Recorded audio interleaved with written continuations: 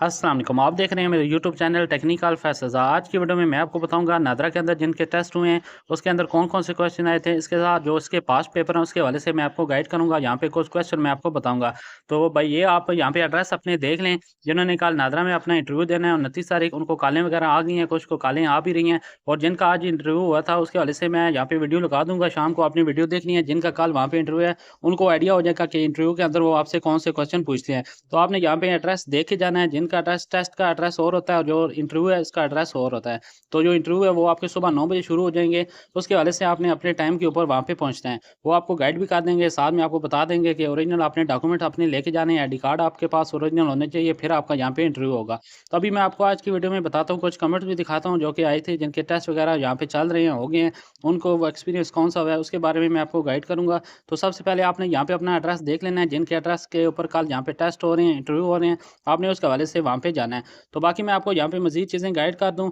तो इंटरव्यू के अंदर कोई बेसिक सवाल वो पूछ रहे हैं और टेस्ट के अंदर जो ज़्यादातर हैं वो पास पेपर से भी क्वेश्चन आ रही हैं। तो उसके हवाले से अभी मैं आपको मुकम्मल यहाँ पे बताता हूँ। अपनी वीडियो को लाजमी देखना है, इस तरह आपको एक आइडिया हो जाएगा। साथ में यहाँ पे जब आप टेस्ट के लिए जाएंगे तो आपके लिए ईजी हो जाएगा। तो इसके अंदर आपका एक टाइपिंग का टेस्ट भी होता है, उसको आपने तैयार करना होता है। वो कैसे आप करेंगे और घर बैठे आप अपनी टाइपिंग कैसे चेक कर सकते हैं कि आपकी टाइपिंग की स्पीड कितनी है, वो भी मैं अभी आपको बताता हूँ गूगल के ऊपर जाके कि आप अपनी टाइपिंग स्पीड घर में देख सकते हैं कि आपकी टाइपिंग स्पीड कितनी है। अगर 30 से ऊपर है, 30-40, तो फिर ये आपका टेस्ट क्लियर हो जाएगा। फिर आपके लिए ईज़ी हो जाएगा। तो आपकी जो टाइपिंग के अंदर एक्यूरेसी है वो 100% होनी चाहिए। तो फिर आपको यहाँ पे मार्क्स अच्छे मिलते हैं। अगर आपके यहाँ पे 5 से ऊपर नंबर आ गए, 7 नंबर, 10 नंबर, तो फिर आपका यहाँ पे चांस बन जाता है। तो अभी मैं आपको सबसे पहले यहाँ पे कमेंट्स दिखा देता हूँ जो कि यहाँ पे जिनका इंटरव्यू यहाँ पे टेस्ट हुआ था उसके हवाले से मैं आपको बता देता हूँ। ये एक भाई ने वहाँ पे अपना टेस्ट दिया था जिसके अंदर ये बता रहा है कि 3 मिनट की टाइपिंग उसको दी थी। उसके बाद उन्होंने बताया था कि एक्यूरेसी के साथ आपकी होनी चाहिए। और यहाँ पे इसके मार्क्स वो बता रहा है कि यहाँ पे नंबर मुझे कम मिले हैं। वो इसलिए मिले हैं कि एक तो इसकी स्पीड कम थी और साथ में मैं बता दूँ एक्यूरेसी में इसकी वहाँ पे एक्यूरेसी 100% नहीं होगी, जिसकी वजह से इसको कम नंबर मिले हैं। उसके बाद नीचे यहाँ पे देखने इन्होंने बताया कि मेरी एक्यूरेसी ठीक थी और यहाँ पे नंबर बहुत कम दिए। और जो आपको नंबर वो कम देते हैं वो उनका अपना एक सिस्टम है। सिस्टम के अंदर वो चेक करते हैं कि आपकी स्पीड कितनी है। अगर आपकी स्पीड 20 है और आप एक्यूरेसी के साथ कर रहे हैं तो फिर आपको ज़ाहिर बात है नंबर यहाँ पे कम मिलेंगे।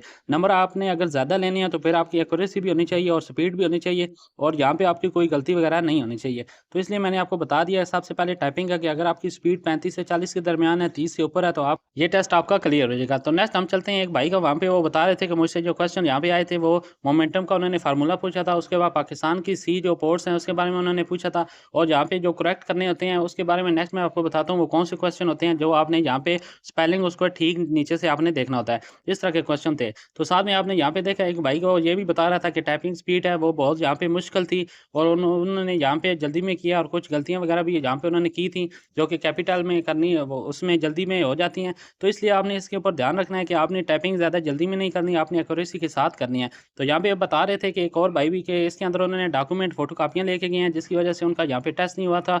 और जिनकी एज यहाँ पे 25 साल से ऊपर है उनका टेस्ट भी यहाँ पे नहीं होगा। तो अभी मैं आपको बता देता हूँ कि घर में आप अपना गूगल के ऊपर जाके टाइपिंग स्पीड कैसे चेक कर सकते हैं। इसके लिए आप सबसे पहले गूगल के ऊपर जाएँगे, यहाँ पे आप लिखेंगे यूनिकोड टाइपिंग। जब आप इसको लिख के सर्च करेंगे तो आपके सामने ये वेबसाइट आ जाएगी जो कि यूनिकोड टाइपिंग की। अभी मैं आपको दिखा भी देता हूँ। उसके बाद फिर आपने इसको कैसे यहाँ पे स्टार्ट करना है अपना टेस्ट, मैं यहाँ पे वो भी बताता हूँ। तो सबसे पहले आपके सामने ये वेबसाइट आ जाएगी, यहाँ पे आप सबसे ऊपर लिखेंगे, यहाँ पे आ गया यूनिकोड टाइपिंग। तो ये आपके सामने टेस्ट आ जाएंगे। इस टेस्ट में से किसी के ऊपर भी आप क्लिक कर सकते हैं।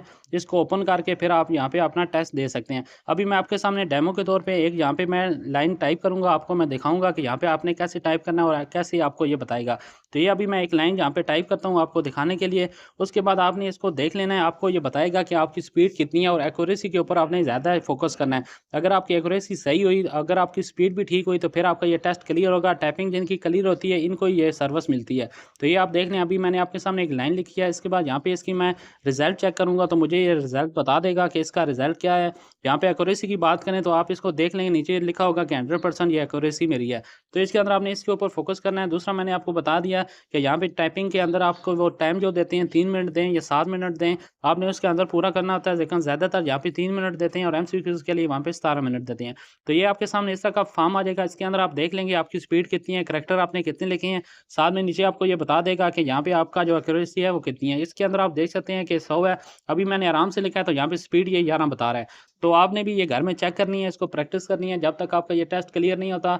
जब आप टेस्ट दे रहे हैं, आपका टाइपिंग का टेस्ट क्लियर हो जाएगा तो एमसीक्यूज़ कोई मुश्किल नहीं है, वो बिल्कुल आसान होते हैं। अभी मैं नेक्स्ट आपको बताता हूँ कि आज कौन से क्वेश्चन आए थे, इसके साथ जो पास्ट पेपर थे वो कौन से थे, उसके बारे में मैं आपको मुकम्मल इसके अंदर गाइड करता हूँ। तो ये चीज़ आपने ध्यान में रखनी है, अगर आपका टाइपिंग का टेस्ट ठीक हो गया तो फिर एमसीक्यूज़ बिल्कुल ईज़ी होते हैं, एमसीक्यूज़ में सारे पास हो जाते हैं और टाइपिंग की वजह से यहाँ पे उनको जॉब नहीं मिलती। तो इसलिए मैं आपको बता रहा हूँ कि टाइपिंग आपने घर में लाज़मी चेक करनी है, इसके लिए इस वेबसाइट के ऊपर जाना है। तो अभी हम अपने क्वेश्चन स्टार्ट करते हैं। सबसे सबसे पहले एक क्वेश्चन आया था, यहाँ पे आप देख लें ऊपर आपको ये नंबरिंग मिलेंगे। इस तरह इन्होंने नीचे बताया कि कौन से यहाँ पे है। इन्होंने 4 आपको यहाँ पे इन्होंने 4 मुकना दिए होंगे, ए, बी, सी, डी होगा। इसमें से आपने चेक करना है। जैसे आप देख लें इसका सी यहाँ पे राइट आंसर है। आपने इसको जल्दी में तलाश करना है, इसके ऊपर आपने टाइम ज़ाया नहीं करना है। इसके ऊपर आपको वहाँ पे 17 मिनट टाइम दिया जाता है। इसके अंदर जैसे आप देख सकते हैं, आपको यहाँ पे नज़र आ जाएगा। इसके क्वेश्चन ज़्यादा होते हैं इस तरह के 6, 8, 5, 4, 3, 4 इस तरह के आपने ऊपर देख के इस तरह लिखना है। जैसे अब हम नेक्स्ट में आपको एक और बता देता हूँ, यहाँ पे आप देख लें इस तरह का वहाँ पे नज़र आएगा।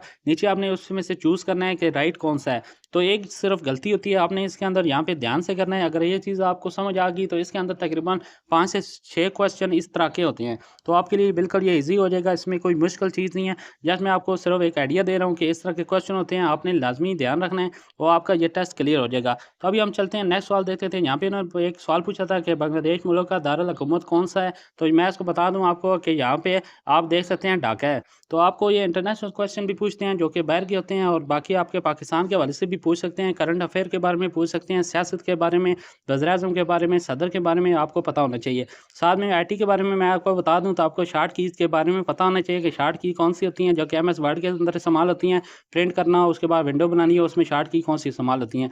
तो नेक्स्ट हम यहाँ पे देख लेते हैं, एक और उन्होंने बताया था कि किस मुल्क को लैंड ऑफ द मिडनाइट कहा जाता है। तो इसमें आप देख लें नॉर्वे है, जिसके अंदर रात को भी सूरज यहाँ पे चमकता है। तो इस तरह के सवाल भी वो आपसे पूछ सकते हैं जो कि मुख्तलिफ आपको इंटरनेशनल सवाल भी पता होने चाहिए। तो ये करंट अफेयर के बारे में भी आपको पता होना चाहिए जो कि पाकिस्तान के हैं, लेकिन इंटरनेशनल के बारे में पता होना चाहिए। करेंसियों के बारे में आपको पता होना चाहिए कौन-कौन सी करेंसी हैं। उसके बाद डॉलर के बारे में आपको लाज़मी पता होना चाहिए। साथ में मैं आपको बता दूँ आईएमएफ के हवाले से आपको ये बैंकों के लिहाज से इस तरह के क्वेश्चन भी पूछ सकते हैं, आपको पता होना चाहिए। बाकी पाकिस्तान कब बना था इसके बारे में भी वो जनरल नॉलेज में सवाल कर लें। अभी मैं आपको यहाँ पे नेक्स्ट सवाल बता देता हूँ। यहाँ पे इन्होंने लिखा हुआ है कि उभरे हुए सूरज की सरजमीन किस मुल्क को कहा जाता है? तो इसमें आप देख लें जापान है।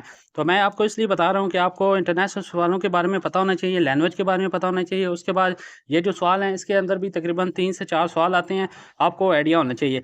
तो ये इस तरह के सवाल पूछे थे। अभी मैं आपको मज़ीद यहाँ पे सवाल बताता हूँ जो कि काफ़ी ज़्यादा आ रहे हैं, वो इस तरह के आ रहे हैं। जैसे यहाँ पे इन्होंने लिखा हुआ है केमिस्ट्री है, इसके राइट आंसर यहाँ पे कौन सा है जो कि इसके स्पेलिंग ठीक हो।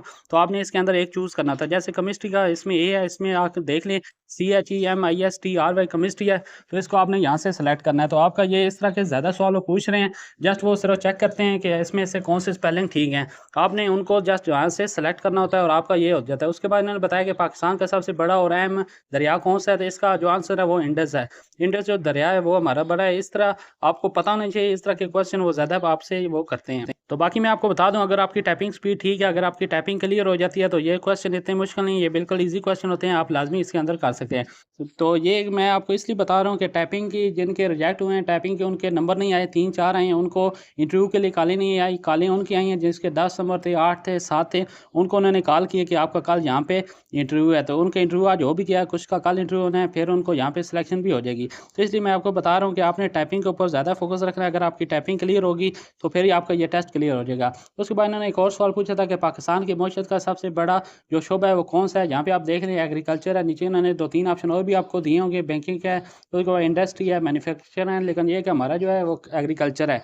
तो इस तरह के क्वेश्चन आपसे वो पूछ सकते हैं। टाइपिंग के ऊपर आपने जस्ट ध्यान रखना है। अगर आपकी टाइपिंग क्लियर हो जाएगी तो फिर आपका ये टेस्ट भी क्लियर हो जाएगा। टाइपिंग वालों को ये लाजमी यहाँ पे क्लियर कर रहे हैं। तो इसलिए मैंने आपको 2-3 सवाल यहाँ पे मजीद और बता देता हूँ जो कि यहाँ पे रिपीट हो रहे हैं। ये इन सवालों को आपने लाजमी देख लेना है, तो फिर आपका ये टेस्ट बिल्कुल क्लियर हो जाएगा। तो इसके लिए मैं आपको गाइड कर रहा हूँ। काफ़ी सारी मेरी वीडियोज़ इसके चैनल के ऊपर पड़ी, आपने देख लेनी है। यहाँ पे उन्होंने पूछा था कि पाकिस्तान आर्मी के पहले चीफ ऑफ स्टाफ कौन से? तो ये आप देख लें जनरल टिक्का खान था। तो आपको इस तरह के सवाल भी पूछ सकते हैं जनरल नॉलेज में से भी, और कुछ पूछ से इंटरनेशनल सवाल भी होते हैं, लैंग्वेज के भी होते हैं। साथ में आपको करेंसियों के बारे में पता होना चाहिए। उसके बाद जो फ्लैग्स होते हैं उनके बारे में आपको लाजमी पता होना चाहिए। तो फिर आपका ये टेस्ट बिल्कुल क्लियर हो जाएगा। बिल्कुल ईजी टेस्ट है, इसमें कोई मुश्किल नहीं है, बिल्कुल आसान सा है। सिर्फ आपने टाइपिंग के ऊपर ध्यान रखना है। अगर आपका टाइपिंग क्लियर होगी तो फिर आपका ये सारे चीज़ें क्लियर हो जाएंगी। तो आज जिनका इंटरव्यू हुआ था उसके हवाले से आपको वीडियो शाम को मिल जाएगी, जिसके अंदर मैं आपको मुकम्मल गाइड करूँगा। तो ये है कि आपको एक आइडिया हो जाएगा कि इंटरव्यू के अंदर वो आपसे कौन से सवाल पूछते हैं। उसके बाद एक और सवाल था कि दुनिया की बुलंद तरीन चोटी कौन सी है, जहाँ पे आप इसके अंदर देख रहे हैं माउंट एवरेस्ट है। ये तो मैं आपको इस तरह की एक आइडिया दे रहा हूँ कि आपने इंटरनेशनल सवालों को भी देखना है और उसके बाद पाकिस्तान का करंट अफेयर, उसके बाद जनरल नॉलेज के भी क्वेश्चन होते हैं। लेकिन एक चीज़ मैं आपको लाजमी इसी वजह से बता रहा हूँ कि अगर आपकी टाइपिंग क्लियर ना हुई, टाइपिंग में अगर आप फेल हो गए तो फिर आपको इंटरव्यू की कॉल नहीं आएगी। अगर आपका ये एमसीक्यूज़ क्लियर भी हुए तो एमसीक्यूज़ के अंदर आपको 17 मिनट देते हैं, 17 मिनट के आपको 17 एमसीक्यूज़ होते हैं, उनको आपने हल करना होता है। और ये है कि इसके अंदर अगर आप एक्यूरेसी के साथ टाइपिंग करेंगे तो आपका ये टेस्ट क्लियर हो जाएगा। और बाकी यहाँ पे एक और सवाल था कि पाकिस्तान के सबसे पहले वज़ीर-ए-आज़म कौन थे, तो आप ये देखें लियाकत अली खान है। तो ये रिपीटेड सवाल हैं जो कि काफ़ी टाइम से आ रहे हैं। तो उम्मीद है आपको आज की वीडियो बहुत पसंद आई होगी। वीडियो पसंद आई है लाइक करें, शेयर करें, मेरे चैनल को सब्सक्राइब करें। आपको इस तरह की वीडियोज़ नादरे के हवाले से इस चैनल के ऊपर डेली मिलती रहती हैं। अल्लाह हाफ़िज़।